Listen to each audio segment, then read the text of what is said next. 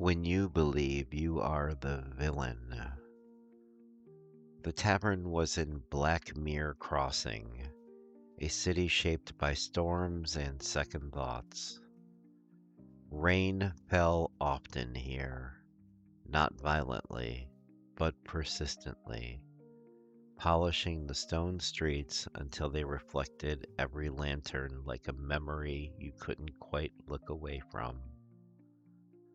The city was built around bridges, old ones, narrow ones, bridges that connected districts that didn't trust each other anymore. People crossed them every day, but never without thinking. Inside, the tavern was low ceilinged and warm, its beams darkened by years of smoke and listening. The fire burned steady, stubborn against the damp cold that clung to coats and bones alike. I was drying a glass when the traveler entered.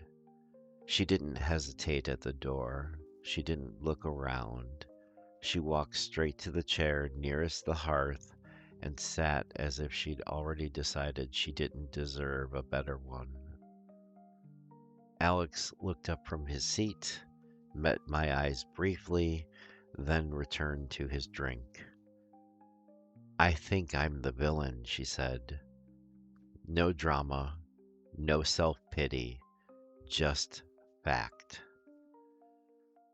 "That's a heavy thing to believe," I said, setting the glass down. She nodded. "I hurt people. I set boundaries too late. I stayed too long. I left too suddenly. No matter what I choose, someone ends up wounded." Rain tapped against the windows like impatient fingers. "So, you've decided the common thread is you," I said. "Yes," she replied, "and I don't know how to live with that." Alex spoke quietly. "Most villains don't worry about the damage they cause." She laughed once, bitter, "But that doesn't undo it." "No," I agreed. "It does change what it means, though." "Tell me," I said, "who told you that you were the villain?" She hesitated. "Everyone," she said finally, "in pieces." The fire shifted, throwing light across her face.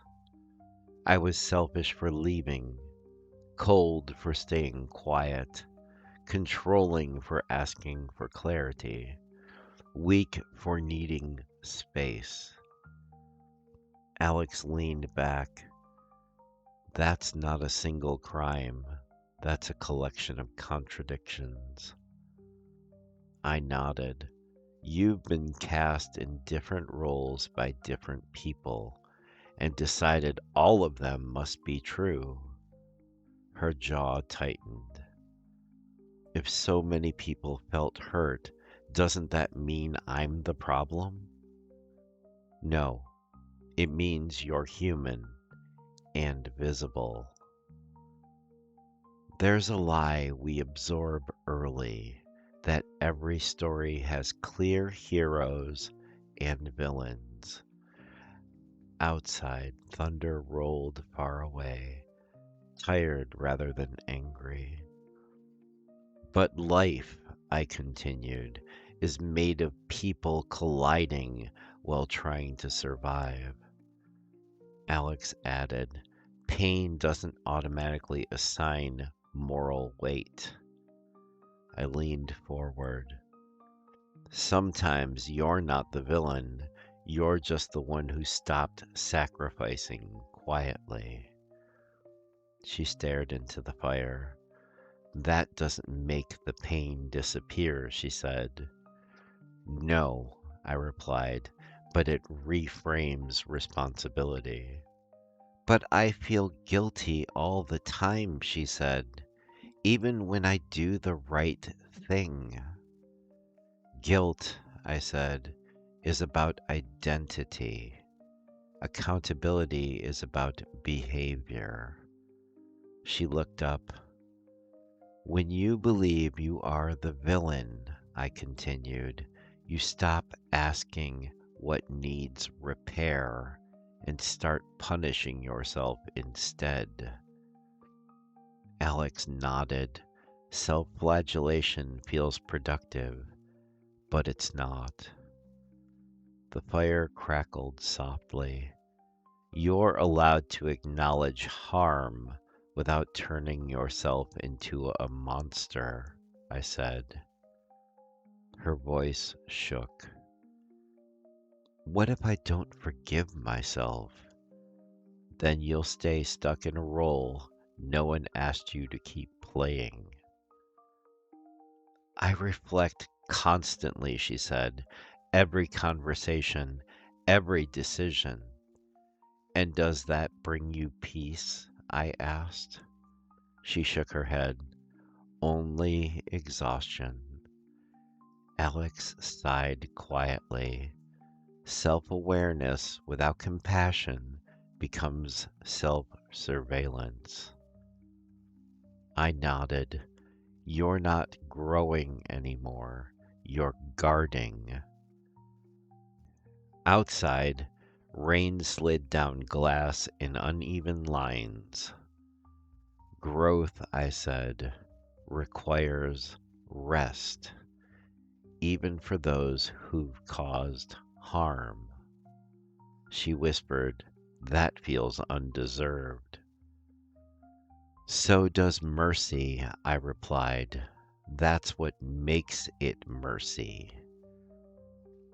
But what if I am the villain in someone else's story? She asked. Then let them have their story, I said gently. You don't live there. Alex added, you're allowed to exit narratives that only survive by condemning you. I leaned back. Being misunderstood is not the same as being immoral. The fire warmed the space between us. You don't need to be the hero, I said. You just need to be honest. Her shoulders lowered slightly. I don't want to hurt people anymore, she said. Then keep choosing care, I replied, but don't confuse inevitability with intent. All of the questions you've had tonight, villains don't ask these questions. She looked up. They don't sit in the rain examining their choices. They don't ache over unintended harm. They don't seek repair. Alex smiled faintly. They don't stay. The traveler closed her eyes. So what am I then? She asked. A person, I said, who learned late, cared deeply, and is still becoming. The rain softened. And that, I added, is not a crime. To those who watch this video, you can cause harm without being a villain. You can set boundaries and still be kind.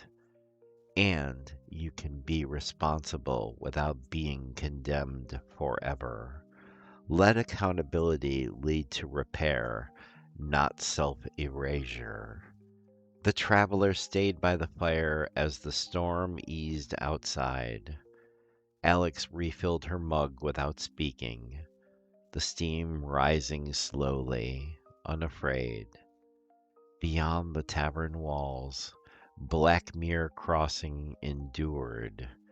Bridges slick with rain, lanterns still burning, people crossing anyway, despite the risk. When she finally stood, she didn't look absolved. She looked steadier. And sometimes that's the first step out of the role you were never meant to keep. The tavern remained behind her, warm and waiting, exactly as it always does.